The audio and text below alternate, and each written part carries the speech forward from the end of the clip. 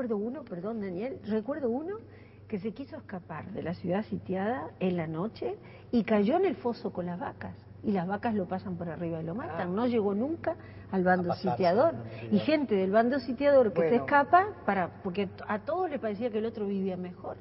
Y cuando llegan a Montevideo están extenuados que llegan 2 mujeres que mueren la misma noche en que Montevideo les abre las puertas y las recibe. Perdón, ahora sí, ibas a decir algo. Una reflexión muy general de que eso sucedió a lo largo del tiempo, ¿verdad? Siempre. Uno puede recordar luego la Guerra Grande, ¿verdad? Y siempre, en ciertos momentos esa acuérdese aquella unión carta de las familias está muy presente, incluso en ciertos momentos en que hay armisticios, digamos, si se abren las puertas, las familias se reúnen, por lo menos por un día, por una tarde, ahí está. ¿verdad? A estar juntos, digamos, porque las familias se han quedado iban y ocurre en toda venían. guerra civil, ¿verdad? Que opera sobre un territorio y más cuando hay una ciudad sitiada, digamos, claramente unos quedan de un lado y otros quedan del otro, pero los lazos afectivos siempre juegan. Los García de Zúñiga, por ejemplo, el viejo García de Zúñiga, realista, y sus hijos se fueron con Artigas, ¿no? Se fueron con Artigas. Y entonces Vigodel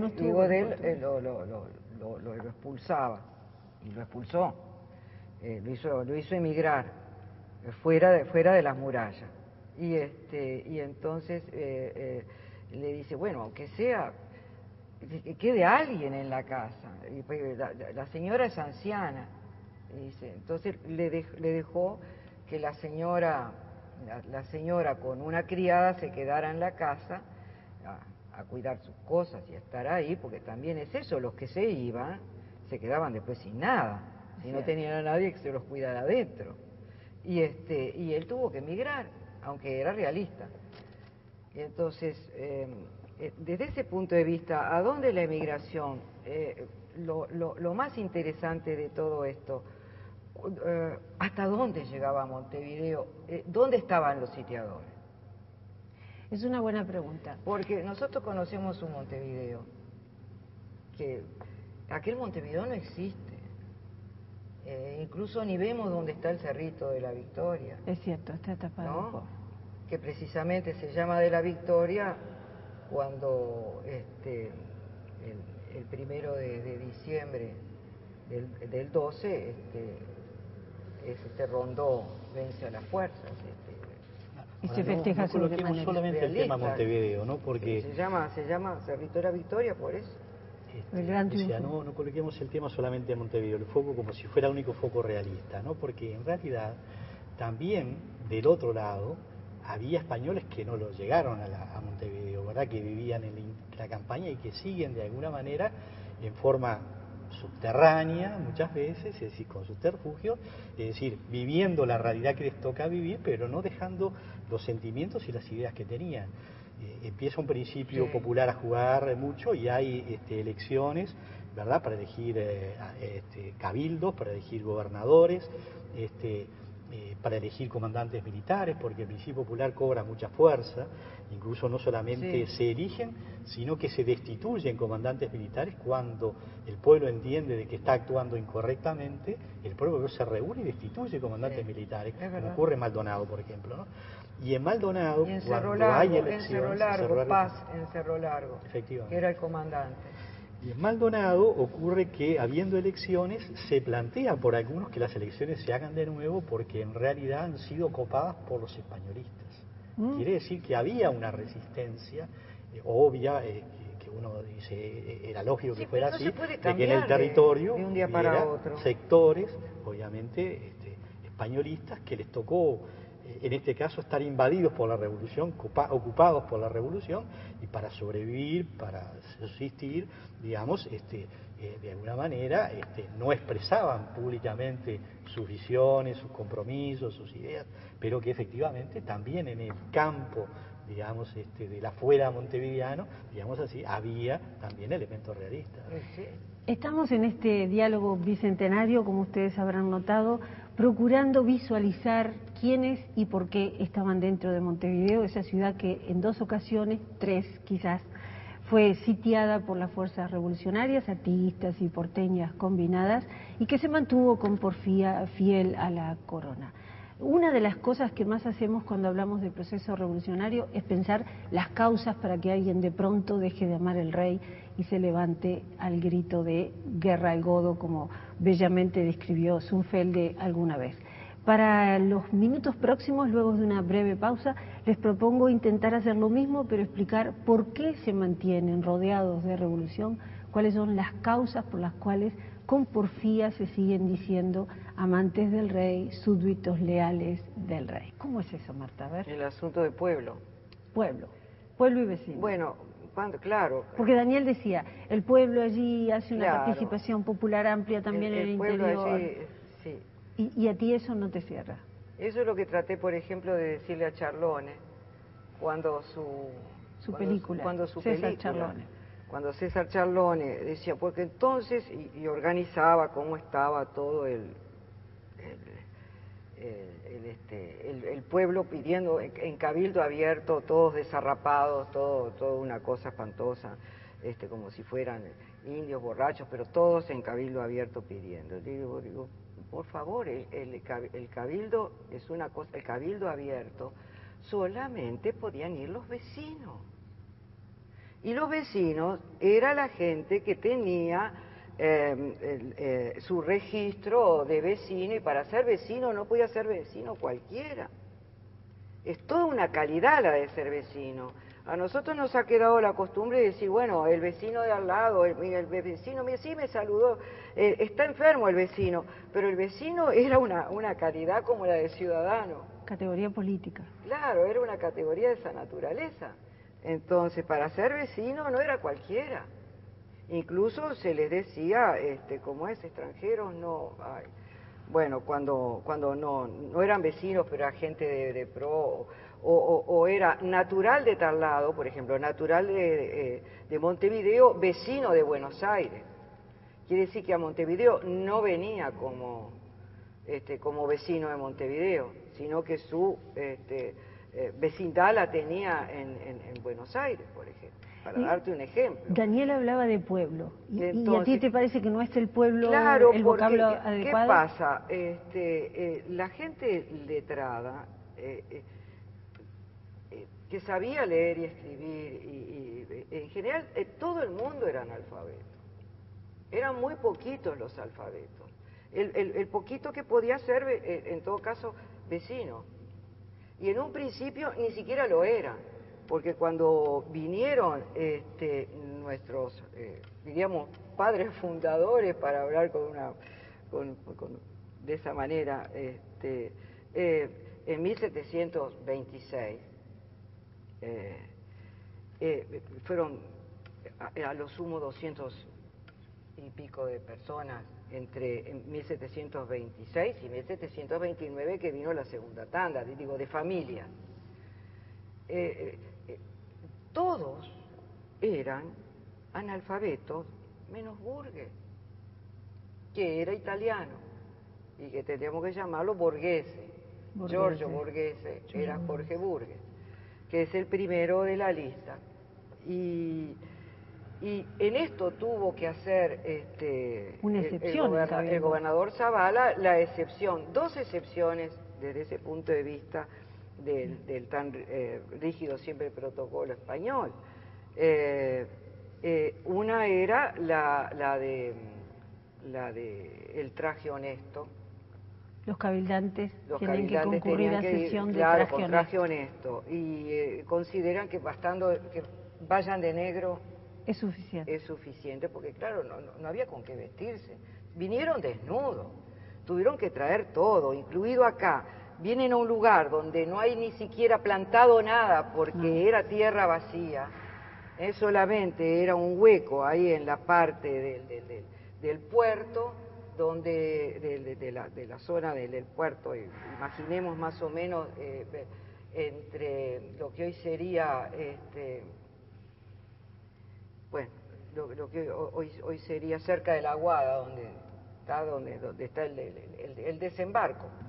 Bueno, y nada, ni una planta, ni una verdura, ni una fruta, ni un huevo, ni una gallina, nada más que lo que le habían traído y los guaraníes de los jesuitas que estaban levantando el rancherío. ¿Y la segunda excepción, Marta? Entonces, y la segunda excepción es la de que pueden ser analfabetos. Ahora, cosa que termina, sí, con eso, lo termina el primer gobernador de Montevideo, ¿cómo es? Viana. Que exige que sean alfabetos los cabildantes. No, dice que se acabó, que más analfabeto nada. Y ahí es donde Martín José Artigas se aprende a leer y escribir. Él también era analfabeto y Juan Antonio Artigas también era analfabeto. Y era normal, y sobre todo era normal en España, porque en España, desgraciadamente, era una forma de la Iglesia de que no entendieran muy bien la cosa del lío de los protestantes. El vínculo hombre-Dios. Toda esa cuestión que se había empezado a abrir, por eso cuando Jovellanos y toda la ilustración española de fines del siglo XVIII, es decir, abren las escuelas de amigos, que nosotros copiamos, amigos de la educación popular eran los amigos de la educación popular que formaban las escuelas agrarias y todo ese tipo de cosas, pero eran Jovellanos y compañía tratando de abrir la cosa, pero el Estado español, la corona, si bien en ese caso Carlos III desde ese punto era más abierto porque había sido rey de Nápoles y como buena influencia italiana era más abierto que los otros, temían igual la influencia de Francia. Y temían la influencia de Diderot y de todos los enciclopedistas, que abrían la cabeza a las nuevas ideas. Entonces era mejor que la gente no supiera leer y escribir, como había venido siendo desde siempre. Entonces, eran todos analfabetos, muy pocos. Perdón, y hay otra peor, sobre el analfabetismo ahí en España. Y hay casos en el cual un señorito, ya en el siglo XIX, se niega a aprender a leer y escribir. ¿Con qué argumento? Y con el argumento de que es trabajar con las manos. Bueno. Y ahí tenemos el lío de la limpieza de oficio. Y que era vil. Nadie quiere ser vil. Pero si trabajabas con las manos, no podías ser cabildante. Por eso los tiene que declarar nuestro ejecutor de la Fundación de Montevideo, que es Zavala, los tiene que declarar como es de solar conocido. De solar conocido. Para que se sepa que no... Hijos de solar conocido, porque eso significa que son hidalgos. Los hace hidalgos, porque si no, no podía tampoco tener cabildo. Ahí lo tienes. Y entonces tienes el asunto ese. Por ejemplo, esto te junta con la limpieza de oficios y la limpieza de sangre. Porque además, para ser cabildante tenías que presentar la limpieza de sangre. Ser maestro también. En un principio o sea, no demostrar se la que no se era. Sí. Ser maestro también. Demostrar que no se Para era ser ni maestro judío también. ni moro. Claro, ni de judío, ni de moro, ni mezcla con indio. Ni mezcla con indio, con pardo, etcétera, etcétera, etcétera. Entonces, si tenés juntas la limpieza de sangre y la limpieza de oficio, porque resulta que si vos eras herrero, panadero, zapatero, yo qué sé, pedrero, lo que fuere que trabajaras con tus manos, tuvieras tienda pequeña, ponele un kiosquito, ponele, tenés un kiosquito, vos vendés directamente, estás entregando, ¿viste? Directo, ¿no? Tampoco podía ser vecino. Al por mayor sí. Y son cuestiones mentales que vienen ya con Cicerón. Cicerón en los oficios es igualito. Y el único que tiene categoría. ¿Quién tiene categoría cuando no se es noble, rico, ni nada por el estilo? Tiene categoría el campesino, porque la tierra es lo que vale. Y el trabajo de la tierra, el campesino, el hombre agricultor, da de comer.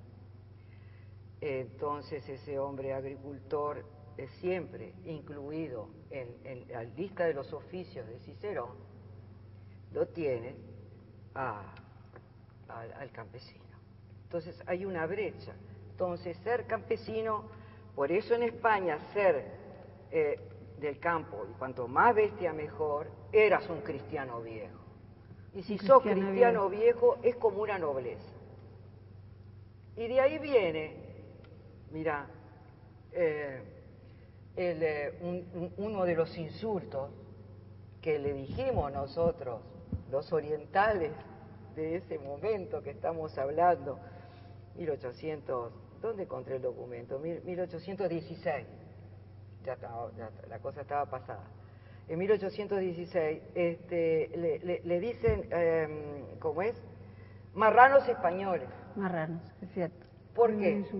Porque como se consideraba, se le decía marrano a los judíos, porque no querían comer carne, no pueden comer carne de cerdo. Y menos los viernes. ¿Tá?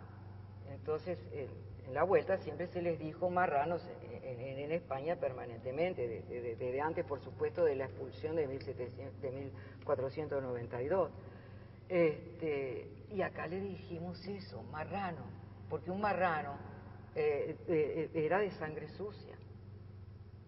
Ahora, Marta, con esa clase fenomenal sobre la complejidad del concepto político de vecindad, ¿dónde queda el planteo de Daniel de que de afueras del muro hacia allá en la campaña también se gestaba una forma de participación popular y el vocablo pueblo? ¿No es válido para ti el uso del vocablo pueblo? Bueno, el vocablo como pueblo, como conjunto de gente que vive en un lado determinado, en un territorio, en un país determinado, sí, eso existe. Pero como pueblo consciente, yo le decía a Daniel que como pueblo consciente, eso nace con José Pedro Varela. Sí. Caramba, cuando se eso logra deja fuera la educación revolución popular. en pleno. Sí, eso podemos hacer una discusión sobre la... Eso deja fuera toda la revolución artista. Magnífica, pero que vemos otro programa. Yo concuerdo con algunas cosas, especialmente con la magnífica descripción que ha hecho hace un momento, incluso sobre la calidad de vecino, y tengo un matiz diferencial en cuanto a la revolución significó un quiebre de cosas. Aparece, en absoluto. ¿verdad?, en escenario, digamos, algo que antes no se había visto. Es el verdad. pueblo moviéndose por una causa.